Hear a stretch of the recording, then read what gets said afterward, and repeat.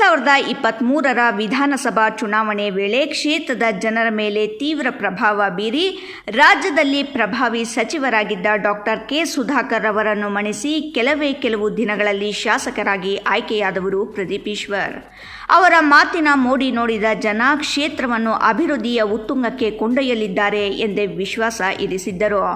ಇದಕ್ಕೆ ಪೂರಕವಾಗಿ ಶಾಸಕ ಪ್ರದೀಪ್ ಈಶ್ವರ್ ನಮಸ್ತೆ ಚಿಕ್ಕಬಳ್ಳಾಪುರ, ನಗರ ಭೇಟಿ ಮುಂತಾದ ಕಾರ್ಯಕ್ರಮಗಳ ಮೂಲಕ ಕ್ಷೇತ್ರದಲ್ಲಿ ಕಾಣಿಸಿಕೊಂಡು ಜನರ ಸಮಸ್ಯೆಗಳನ್ನು ಪರಿಹರಿಸದಿದ್ದರೂ ಕೇಳುವ ಪ್ರಯತ್ನ ಮಾಡಿದ್ದಾರೆ.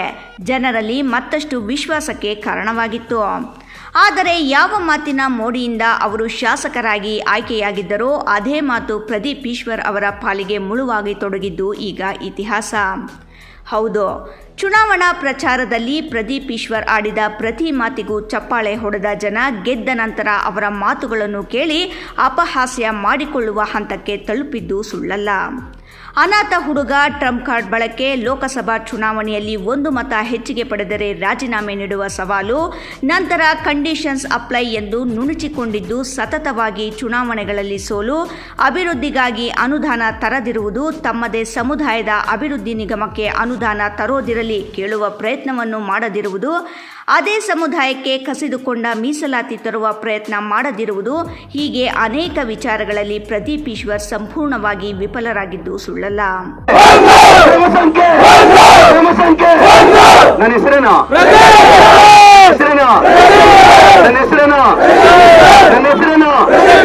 ಇವ್ರು 3 ಲೆಟರ್ಲು ಸೇರ್ಪ್ ಶಪ್ಪಲ್ಲ. ನನ್ನ ಹೆಸರೇನು ಪ್ರದೀಪ್ ಈಶ್ವರ್, ಪ್ರದೀಪ್ ಈಶ್ವರ್, ಪ್ರದೀಪ್ ಈಶ್ವರ್, ಪ್ರದೀಪ್ ಈಶ್ವರ್, ಪ್ರದೀಪ್ ಈಶ್ವರ್.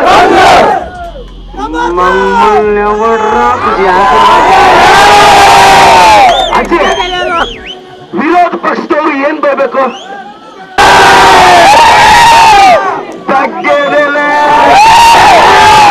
ಅವ್ರು ಅಂದ್ರು ಸುಧಾಕರ್ ಅವ್ರ ಪ್ರಭಾವಿಗಳು ಪ್ರದೀಪ್ ಈಶ್ವರ್ ಕೈಲಿ ಸುಧಾಕರ್ನ ಸೋಲ್ಸಕ್ಕಾಗಲ್ಲ. ಮೇಮ್ಲ ತಕ್ಕೊಂಡಮ್ರ,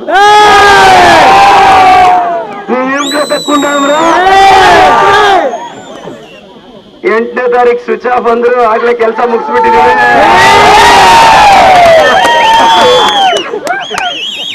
8ನೇ ತಾರೀಕು ಸ್ವಿಚ್ ಆಫ್ ಅಂದ್ರು, ಆಗ್ಲೇ ಪ್ರತಿ ಹಳ್ಳಿಗೂ ಹೋಗಿ ಜನ ತಲುಪಿದ್ದೀನಿ. 20 ದಿನದಲ್ಲಿ ಯಾವ ಹಳ್ಳಿ ಸುತ್ತಕ್ಕಾಗುತ್ತೆ ಅಂತ ಅವ್ರು ಕೇಳಿದ್ರು. ಫಸ್ಟ್ ಏನಂದ್ರು?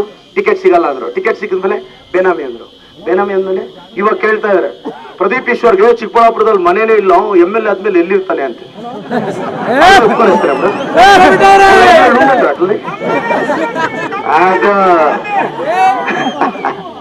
ಅಲ್ಲ ನನಗೆ ಅಜಯ್ ಅಪ್ಪ ತೆಲುಗಲ್ಲಿ ಮಾತಾಡ್ತೀನಿ. ಟಿವಿ ಚಾನಲ್ ಲೈವ್ ಇಟ್ಟಿದ್ರು ನೋಡಿ. ಅಕ್ಕ ನಿನ್ ತಲ್ಲಿ ತಂಡ್ರಲ್ಲಿ ಏನ್ ಬಿಟ್ಟಕ್ಕ ನಾತ ದುಡ್ಡು లేదಕ್ಕ కొడుకు క్యాపద్ద నా తల్లి తండ్రికి దుడ్డి చోట వేపించుకున్నావా నమ్మక? మీ కొడుకు మీకు దుడ్డి చోట వేపించుకోవాలా? మీ కొడుకుని కాపాడండి. కానీ మాట్లాడాలి, ఏం చేయాలి? మా లీడర్లంతా నన్ను తిడతారు అయింది.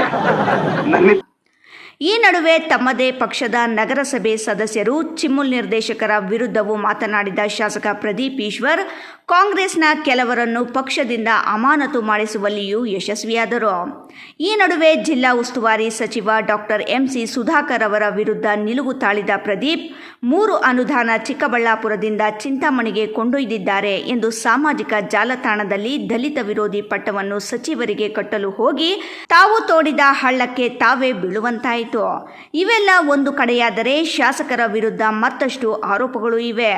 ಮುಖ್ಯವಾಗಿ ಜಿಲ್ಲಾ ಮಟ್ಟದಲ್ಲಿ ನಡೆಯುವ ಪ್ರಗತಿ ಪರಿಶೀಲನಾ ಸಭೆಗಳಿಗೂ ಶಾಸಕರು ಗೈರು ಹಾಜರಾದರು. ಸತತವಾಗಿ ಸಭೆಗಳಿಗೆ ಶಾಸಕರು ಗೈರು ಜನರಲ್ಲಿ ತೀವ್ರ ಅಸಮಾಧಾನ ಮೂಡಿಸಿತು. ಸಾಲದೆಂಬಂತೆ ರಾಷ್ಟ್ರೀಯ ಹಬ್ಬಗಳಾದ ಸ್ವಾತಂತ್ರ್ಯ ದಿನಾಚರಣೆ, ಗಣರಾಜ್ಯ ದಿನಾಚರಣೆಗಳಿಗೂ ಶಾಸಕರು ಗೈರು ಎದ್ದು ಕಾಣತೊಡಗಿತು. ಇನ್ನು ಒಂದು ಹೆಜ್ಜೆ ಮುಂದೆ ಹೋದ ಶಾಸಕರು ಅಂಬೇಡ್ಕರ್ ಜಯಂತಿ, ಬಾಬು ಜಗಜೀವನ್ ರಾಮ್ ಜಯಂತಿಗಳಿಗೂ ಗೈರು ಹಾಜರಾದರು. ಈ ನಡುವೆ ಉಪಚುನಾವಣೆ ಮತ್ತು ಪಂಚರಾಜ್ಯಗಳ ಚುನಾವಣೆ ಬಂದು ದಾವಣಗೆರೆ ಸೇರಿದಂತೆ ಕೇರಳ ಪ್ರಚಾರಕ್ಕೆ ತೆರಳಿದ್ದ ಶಾಸಕರು ಮತ್ತೆ ಚಿಕ್ಕಬಳ್ಳಾಪುರದತ್ತ ಮುಖ ಮಾಡಿಲ್ಲ. ಇದು ಸಾರ್ವಜನಿಕ ವಲಯದಲ್ಲಿ ತೀವ್ರ ಚರ್ಚೆಗೆ ಕಾರಣವಾಗಿದೆ. ಜಿಲ್ಲಾ ಉಸ್ತುವಾರಿ ಸಚಿವರ ವಿರುದ್ಧ ತಮ್ಮ ಕೋಪವನ್ನು ಕ್ಷೇತ್ರದ ವಿರುದ್ಧ ತೋರಿಸಿಕೊಳ್ಳುತ್ತಿದ್ದಾರಾ ಎಂಬ ಚರ್ಚೆ ಒಂದೆಡೆಯಾದರೆ, ತಮ್ಮದೇ ಪಕ್ಷದ ಹಲವು ಮುಖಂಡರು ತಮ್ಮ ವಿರುದ್ಧವೇ ಸುದ್ದಿಗೋಷ್ಠಿ ನಡೆಸಿ ಆರೋಪಗಳ ಸುರಿಮಳೆ ಸುರಿಸಿರುವುದು ಶಾಸಕರಿಗೆ ಹಿನ್ನಡೆಯಾಗಿದೆ ಎಂದು ವಿಶ್ಲೇಷಿಸಲಾಗುತ್ತಿದೆ.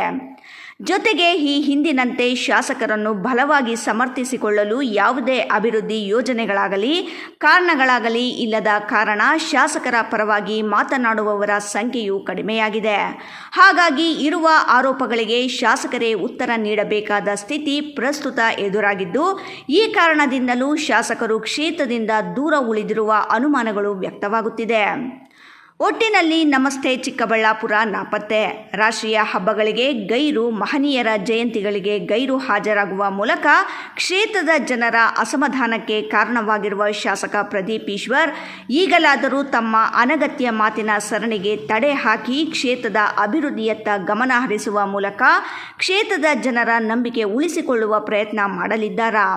ಇಲ್ಲವೇ ಚಿಕ್ಕಬಳ್ಳಾಪುರ ಕ್ಷೇತ್ರವನ್ನೇ ತೊರೆದು ಮತ್ತೊಂದು ಕ್ಷೇತ್ರದತ್ತ ಮುಖ ಮಾಡಲಿದ್ದಾರಾ ಎಂಬ ಸಂದೇಹ ಅವರದೇ ಪಕ್ಷದ ಮುಖಂಡರು ಮತ್ತು ಕಾರ್ಯಕರ್ತರನ್ನು ಕಾಡುತ್ತಿದ್ದು, ಇದಕ್ಕೆ ಶಾಸಕರೇ ಉತ್ತರ ನೀಡಬೇಕಿದೆ.